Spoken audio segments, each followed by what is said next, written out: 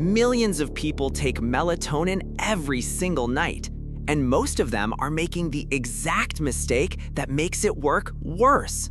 You know the feeling. You're lying there, bottle on the nightstand, wondering why you still can't sleep. Here's the truth. Melatonin isn't broken. Your approach to it is completely broken. Science has a very specific protocol for melatonin that almost nobody follows. The right dose, the right timing, the right situations where it actually works. Let's fix that right now. Let me ask you something. When you think of melatonin, what do you imagine it does? If your answer is, it makes me sleepy, you're not alone. That's what most people believe. And that belief is exactly why melatonin keeps failing them. Here's the truth that almost nobody tells you. Melatonin is not a sleeping pill, not even close. Think of it this way. Imagine your brain has an internal clock, a master scheduling system running 24 hours a day, coordinating when you feel alert, when you feel hungry, and yes, when you feel ready to sleep. Now imagine melatonin is simply a text message that gets sent to that clock. Hey, it's dark outside. Sleep is coming. That's it. That's literally all melatonin does. It's a timing signal. It is not a sedative. It does not generate sleepiness the way, say, an antihistamine does. It does not knock you out. It does not force your brain into sleep mode. And once you understand this, so many things suddenly make sense. So where does melatonin actually come from?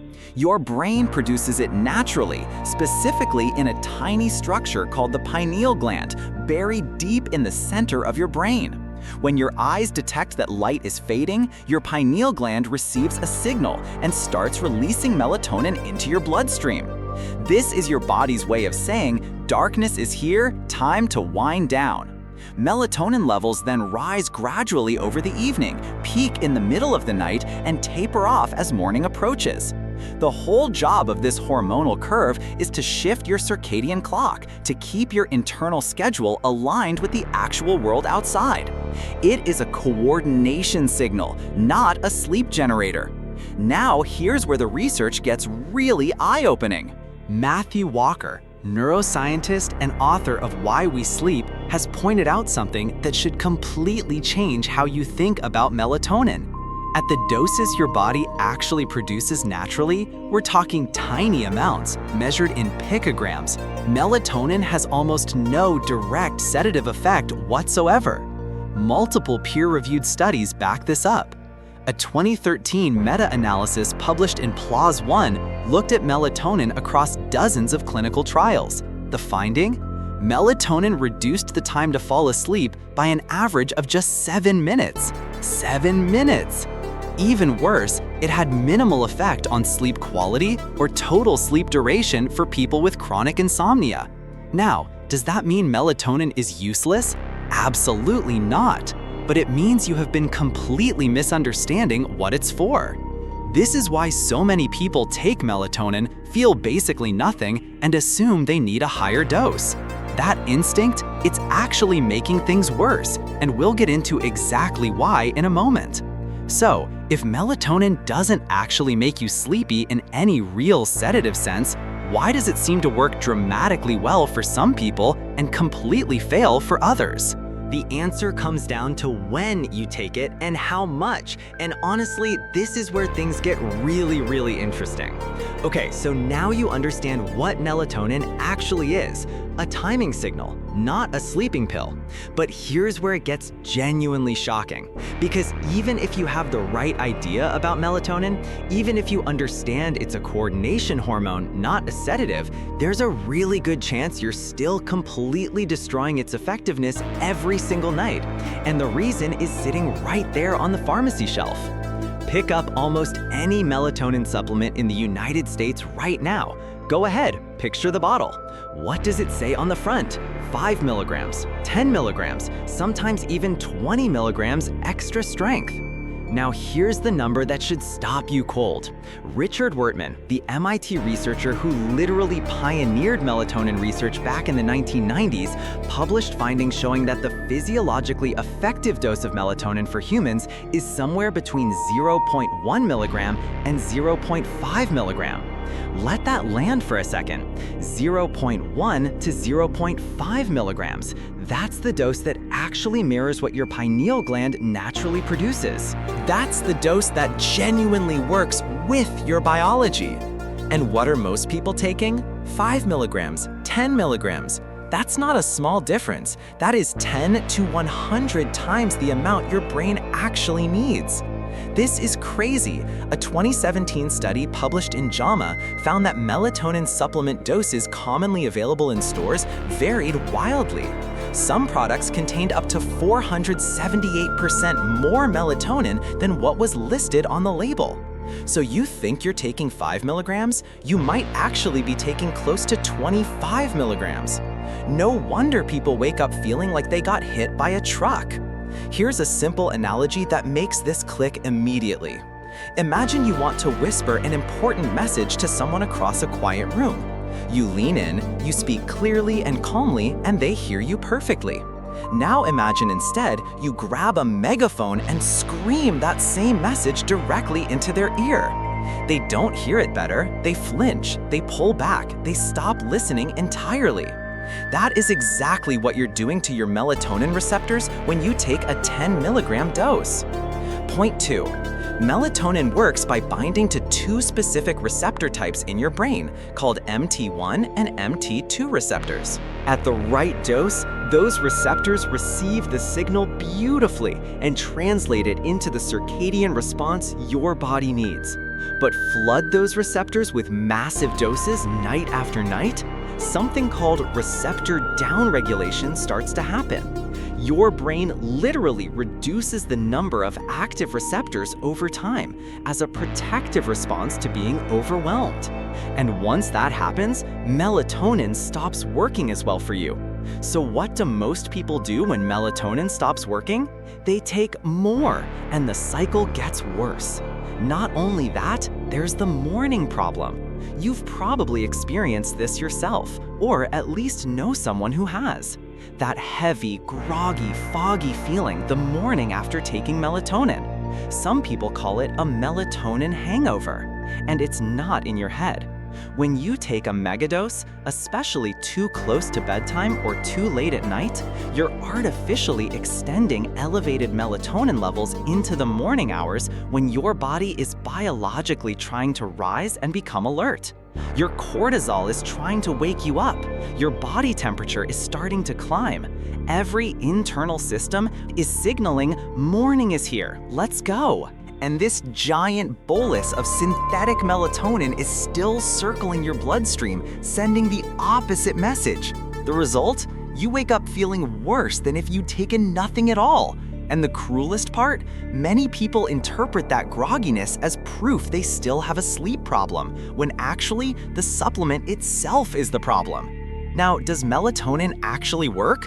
Yes, genuinely yes, but only when you treat it for what it is, a microsignal, not a megadose. The research, including work from MIT and multiple peer-reviewed meta-analyses, consistently points to the same conclusion. Doses below 1 milligram are not only sufficient, they're more effective than the high-dose versions for the vast majority of people. So the first fix is shockingly simple. Throw away the 10 milligram tablets. Look for 0.3 milligram to 0.5 milligram doses. They do exist, though you might have to search a little harder or cut a low-dose tablet into smaller pieces. That single change alone could dramatically shift how melatonin works for you. But here's the thing. Even the perfect dose, the precise, scientifically correct 0.3 milligram, taken at the wrong time, is still going to underperform badly. Upbeat and passionate motivational speaker, delivering with energy and conviction. And timing is actually where the second massive mistake happens. And it's just as counterintuitive as the dose problem, because most people take melatonin right before they want to fall asleep. And that's almost always too late. let me show you exactly when the science says you should take it and why the timing matters even more than most people realize. Alright, so now you know the what and the how much. Melatonin is a timing signal, not a sedative. And the dose the research actually supports? Between 0.1 milligram and 0.5 milligram, not the 10 milligram megadose sitting on most pharmacy shelves. But here's the piece that ties everything together. Because even with the perfect dose, if you don't understand when to use melatonin, and more importantly, when not to, you're still going to be disappointed. So let's get into the protocol that science actually supports. The most important rule to remember is this: melatonin works best when your circadian clock needs to be shifted. Read that again. Shifted, not sedated, not forced offline. Shifted, meaning your internal body clock is out of sync with the environment around you, and melatonin helps nudge it back into alignment. That's the core insight that changes everything. So what does that look like in real life? Situation number 1, jet lag.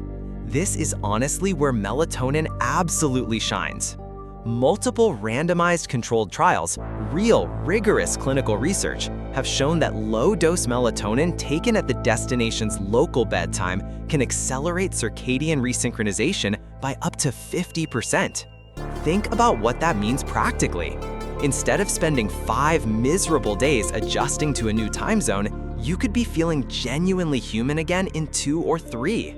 The protocol: 0.5 milligrams taken at your destination's local bedtime, starting the day of travel. Not at your home time, not whenever you feel tired, at the local bedtime where you've landed. You're sending your internal clock a very deliberate message. This is when night happens here. Adjust accordingly.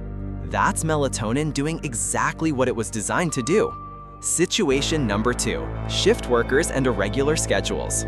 If your work schedule rotates, or if you're regularly sleeping at different times each week, your circadian rhythm is in a constant state of mild chaos. Your body never gets a consistent "night is here" signal from the environment, so you create one artificially. Low-dose melatonin taken 30 minutes before your target sleep time acts as an anchor. It's not knocking you out, it's telling your biology this is when sleep is supposed to start tonight. Get aligned. Over time, that consistency starts to rebuild a more stable rhythm even in the middle of a chaotic schedule. Situation number 3, delayed sleep phase, the night owl problem. You know this person, maybe you are this person. Can't fall asleep before 1 a.m., 2 a.m., sometimes even 3 a.m. Not because of stress or anxiety necessarily, but because biologically your clock is just running late. This is actually a real documented condition called delayed sleep phase disorder. And here's the surprising part of the protocol. To shift your clock earlier, you don't take melatonin at bedtime. You take it 5 to 6 hours before your natural sleep onset. So if you naturally crash at 2 a.m., you might take 0.3 mg around 8 or 9 p.m. Done consistently over several weeks, research shows this can meaningfully shift the clock earlier, gradually bringing your sleep window back to something more socially functional. It feels counterintuitive, but the science is consistent on this. Now, here's the honest, important part of this section, and I want you to really hear this.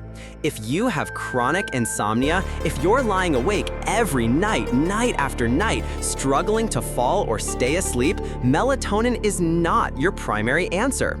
Seriously speaking, this is one of the most important things I can tell you.